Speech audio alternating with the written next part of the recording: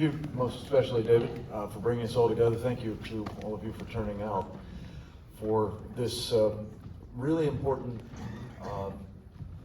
next step in a process that David has been incubating and working with many of us here, as well as a large number of others that have, in many cases, been grid warriors, as you've called us, David, for decades. I think excitement that I feel about where we now are in terms of having this tool available to help actually get something finally done, when a lot of grid warrioring has not been sufficient in the past, it's almost hard to describe. But we're going to talk a little bit tonight about some of the important takeaways from the film, and most especially, I think, what you can do equipped with this tool and some of the other ancillary measures that have been developed in connection with it, including what's known as an Aligned Act initiative. We'll talk a little bit about what a difference that can make, especially with people like you pulling behind it. So I just did want to say in closing, one of the things that I'm extremely proud of is that my colleague Tommy Waller, who was mentioned and featured in the film, is now our executive vice president at the center, continues to be involved in shepherding the Secure the Grid Coalition, which is one of the most important things I think we've done in the past 35 or so years. So this is an opportunity for, I think, his new responsibilities to be complemented by this new capability, and we look forward to making the most of all of it, again, with your help. So with that, I guess you've all been introduced to us. Shall we just make some opening comments and then let people move along? Okay, Jeffrey, do you want to start? I think I came into this about a year ago. I ran into David by accident at a political event in Rapid City, South Dakota, of all places, for the National Freedom Fest Foundation. And I got to tell you, I'm a former Fortune 100 officer at one of the biggest companies in the world. I am a former chief of staff for the United States Majority Leader. And I had never heard of this issue, never understood it.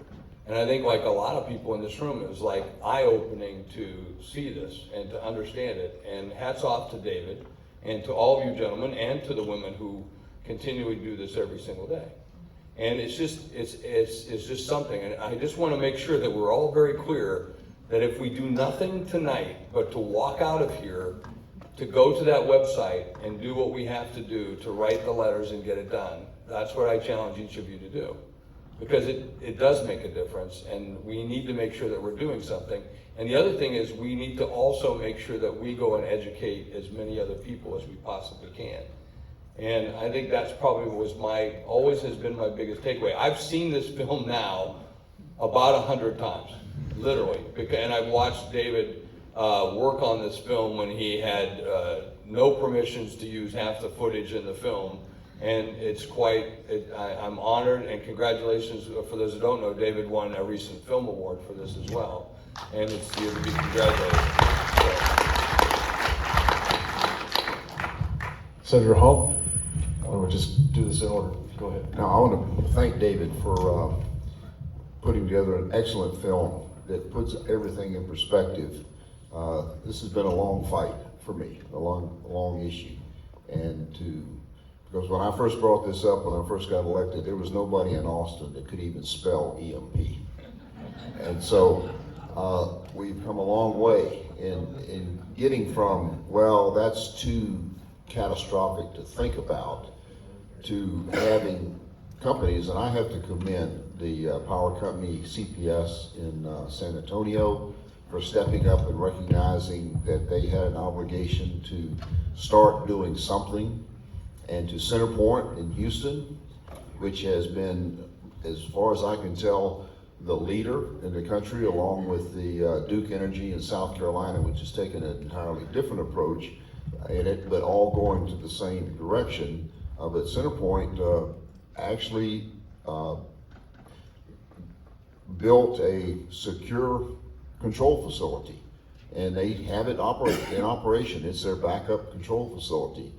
And after several discussions early on, and the first time I was in Austin, they moved out and started designing and building, as you saw in the film, a hardened substation, a major step in the right direction. And they put to rest. There's the grid right There it there. is. It's down. One of the major arguments that was put up quite often was, we can't afford to do this. Well, my bottom line is, we can't afford not to do it. But what they did in coming up with this design, they had a brilliant engineer, his approach resulted in a substation that is 75% cheaper than the current standard substation design. Let that sink in. Only costs 25% to do the same function. And they're moving out to provide those as backup stations. And that's just one element. And I've had phone calls, conversations with clever engineers, innovative people. I mean, Americans are very innovative. And as people have recognized what this threat is, they have come up with solutions for transmission lines, for substations, for distribution. And all of these will be scalable to be able to use by industry.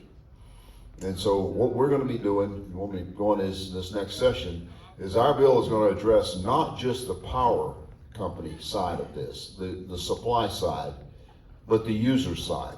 Because the argument has been put forth by the power companies, well, if we were to harden so we survived and we could provide the power, who's going to use it? Because the users are going to go down also. And what they're referring to is the MP threat. We'll take out our automobiles, we'll take out our control centers, we'll take out our communications, we'll take out our television, anything electronic will be destroyed. So if you can't use the electricity, what's the use of having it survive? And so we will have in our bill a comprehensive infrastructure basis for protection, so that in the event there is something that does happen, that we will have the basic services that we need. The first responders, fire and police and transportation and communications will be part of the plan, so that they will be able to come back. And then the idea is to have a system where today we're facing with basically infinity for being able to recover. The whole there talked about, we will not have the capability. If we had an attack today, there is no capability to have the supplies, the spare parts, the manpower, or even the ability to fix the system. We have to change that. We have to bring it back to where it falls within a reasonable amount of time to recover from it. And it's going to take more than just the power companies. So we will have a comprehensive bill that will include not just the power companies, but what needs to have our society survive. And what I hope we'll have is, we will have the support from all of our legislators in both the House and the Senate to be able to get a bill to the governor's desk by the end of this next session.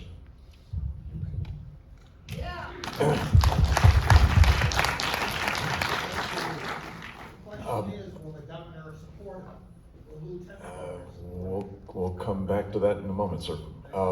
This gentleman to my left is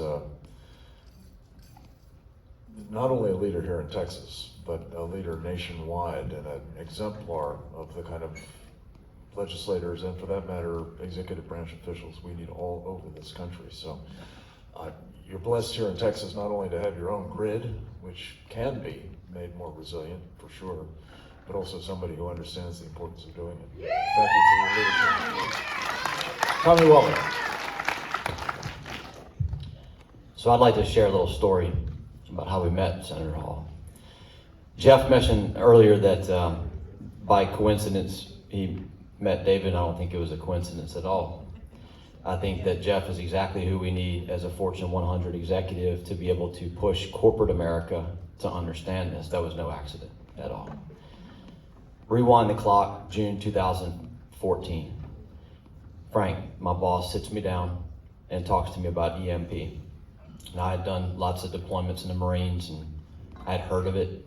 I had no idea just how catastrophic this is. And he said, Tommy, Texas has its own grid.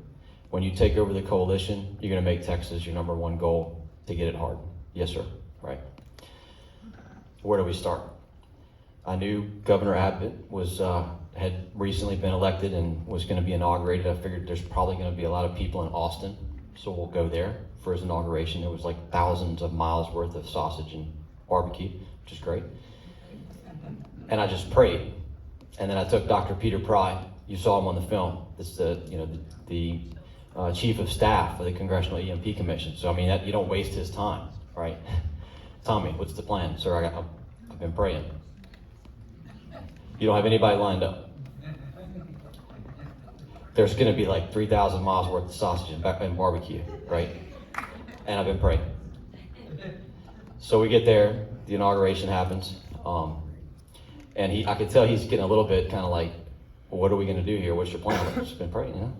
And so we step into the elevator in the Capitol, and the elevator door closes, and here's this gentleman to my left, and hey, how are you doing? You know, what you guys here for? I mean, are we even gonna tell him we're actually here to try to get somebody to care about EMP? Well, let's try, right? Oh my gosh. Here's the man who hardened our ICBMs against EMP standing in the same elevator. And it happens that both of the gentlemen knew a lot of the same scientists from the 1960s. Boom, right? So understand that where we are right now is not an accident either. It's not an accident that this man to my right has had the calling that he's had to make this movie possible. It's not an accident that you're standing here or sitting here. And so we actually have an opportunity at this moment to stop what you've seen on the film. What you saw in the film should have engendered righteous anger. You should be pissed. Really, 40 years, talking about the same thing, right? Your lawmakers, not just letting bills die. You want to talk about some creative elected officials? They will come up with bills sort of similar to his, but different enough to water it down to make sure that nothing happens and get that version passed. Very, very creative elected officials, because they haven't felt the pressure. They need corporate America, and they need their constituents clamoring for them to do the right thing. And so this is the opportunity for us to do it. Your elected officials at the federal level have decided to spend $1.3 trillion on infrastructure. 1/3 of 1% of that could take care of the entire GMD, space weather, and one form of EMP problem for our extra high voltage transformers, 1/3 of 1%. Are they gonna do it? Not without the pressure. The government bureaucrats, you saw the 4-page report from DHS. That was August 17th of last year as their progress report. We've heard nothing since then. That's another year because there's no pressure. This is the opportunity for us to exert the pressure. And so I am thankful first and foremost to our Creator for aligning the circumstances for us to have gotten this far, and now for David to be in a spot where he's produced not just the film, but the tool, the back-end tools that will allow the participants in that film to actually fight this fight alongside of us, because it's been a lonely fight, and I'm very, very happy now to have company to our left and our right in that battle.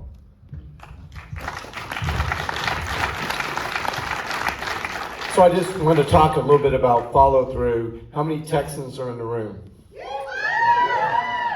So as a number of people have expressed, we are so blessed to have Senator Bob Hall leading us. We're so blessed to have our own grid, and we're blessed that we had Snowmageddon, happen, and now it's woken up some Texans. So Senator Hall has already been scheduling some events showing this movie around various small towns and big towns around Texas, trying to get ready for this next January session. And so Texas is going to win. And then once Texas does that, they could be an example for the rest of the nation. And since you guys are mostly Texans, as Jeff talked about before, help us spread the word, find influencers, etc.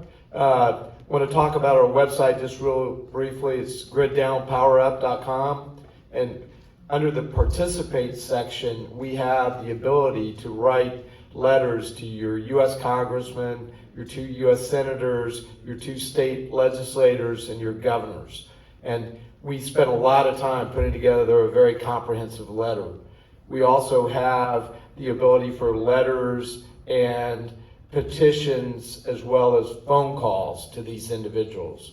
Also for your chairman of your state utility commission, your FEMA emergency director, and your adjutant general of your National Guard. We also have a tool to write to your major board of directors of your public utilities. And so we can make this happen. The other thing we'd like to have happen with this is that as the word is spread, we plan a pay it forward campaign where if